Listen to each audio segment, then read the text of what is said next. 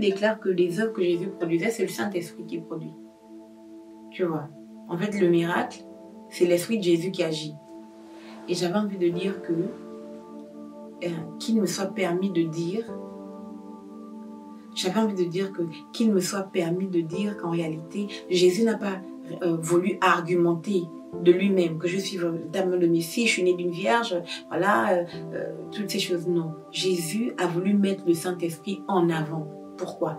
Parce que c'est lui qui a le pouvoir de convaincre de péché, de justice et de jugement. Est-ce que tu vois? C'est terrible. Parce que Jésus met en avant les œuvres de l'Esprit.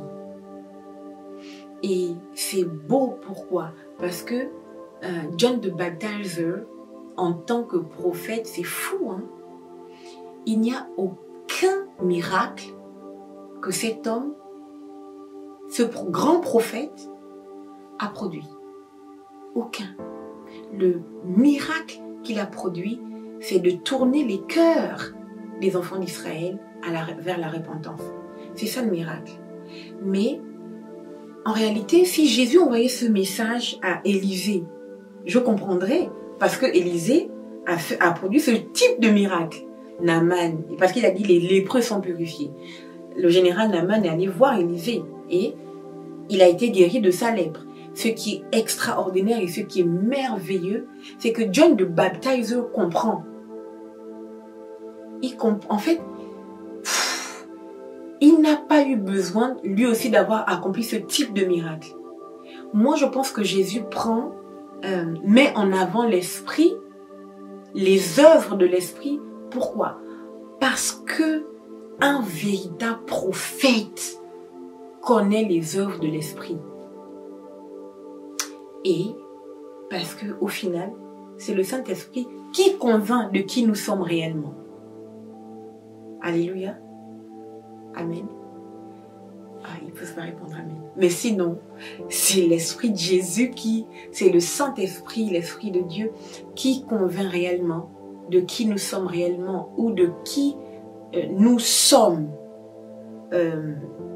Du moins, quand je dis nous sommes, je parle de source, de qui nous venons. Et c'était merveilleux. Est-ce que tu es bien celui qu'on attendait ou bien on doit en attendre un autre? Et Jésus répond, allez-y lui dire que les aveugles voient. C'est beau. Allez-y dire que les lépreux sont purifiés.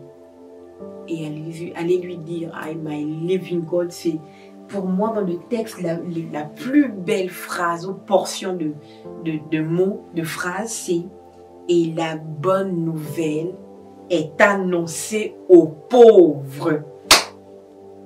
C'est merveilleux. Pourquoi?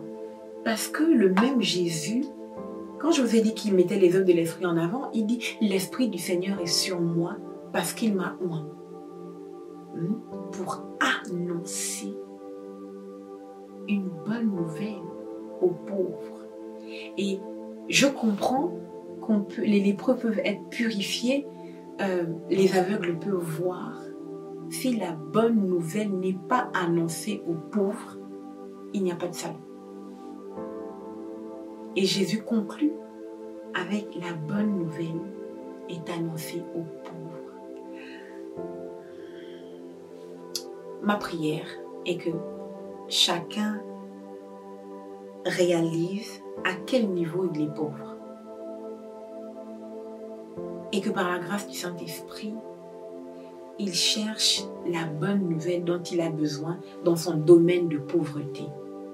Je crois que c'est ce que Jésus voulait dire. La bonne nouvelle est annoncée aux pauvres.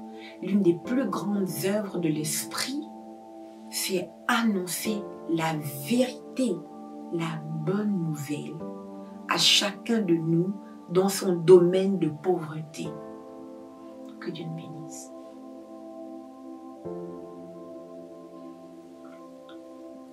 Tu regardes ça, hein? C'est merveilleux.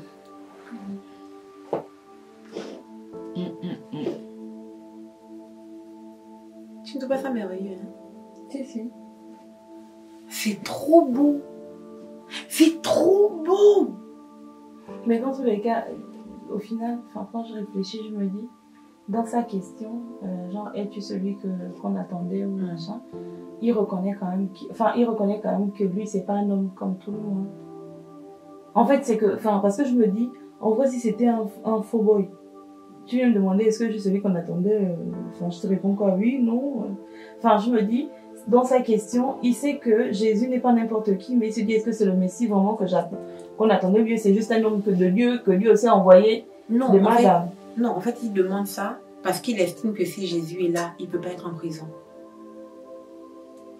Oui, parce que ça, c'était même la deuxième chose que j'allais dire, que Jésus était quand même chelou parce que c'est ça. Son cousin en prison, lui, il tape ses compagnes d'évangélisation. Oui, Jésus le laisse en prison parce que John the Baptizer a fini.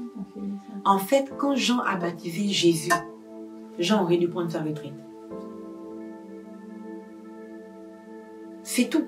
Il avait fini ce pourquoi il avait été envoyé. Jean est né pour Jésus. Tu comprends? C'est tout. Jean est né pour Jésus. Et Jean aurait dû prendre sa retraite. En fait, Jésus savait que de toutes les façons, Jean devait partir.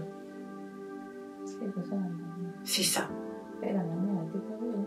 C'est ça. Et c'est merveilleux. Moi, j'ai envie de pousser. J'ai envie de dire que Jésus n'est pas venu annoncer la bonne nouvelle aux prophètes. Non. Il est venu même au contraire leur montrer que, on n'est pas dans les sentiments. Le travail doit continuer. Jésus est venu annoncer la bonne nouvelle aux pauvres. C'est vrai que tu m'as baptisé, mais là, je fais mon travail. Débrouille-toi là-bas. C'est ça. C'est ça. Jean demande, et en fait, il pose la question parce qu'il estime que, oh là là, je veux qu'on Dieu la continue. Tu veux rappeler à Jésus son identité ou quoi? Non, pas du tout. Jean pose la question parce qu'il estime qu'il ne peut pas être en prison et puis Jésus est là. Et puis Jésus est là et puis lui il est en prison. On peut aller dire que, faut lui demander parce qu'on dit qu'il ne sait même plus, on dit qu'il a oublié. Il m'a oublié. C'est ça. En fait, vraiment, ah là là, on peut rester sur Jean pendant longtemps. Hein. Jean est en détresse. Bon, il est vraiment en détresse, mais il faut qu'il comprenne une chose. C'est que Jean se dit être en détresse. Sauf que Jésus sait que Jean n'est pas en détresse. Regarde. Parce que même la solution qu'il envoie au final, c'est une solution que Jean connaissait déjà. Puisqu'il avait déjà entendu parler des œuvres. C'est ça, en fait, Jean, même pas, en fait, Jean et Jésus savent que Jésus n'est pas venu pour Jean. Parce que Jean dit à Jésus que, normalement, c'est moi qui dois être baptisé par toi. Ça veut donc dire que Jean n'a jamais été baptisé. Jean n'a pas reçu le baptême dans le Jourdain.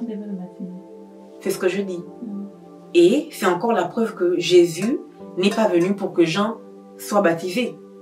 Pour que Jean ait la repentance. Tu comprends? Jésus n'est pas venu pour ça. Et ce qui est terrible, là où on voit vraiment que Jean est en train de dévier, c'est que Jean estimait que Jésus devait laisser son travail pour aller militer pour le sortir de prison. Sauf que non, Jésus ne va pas faire ça.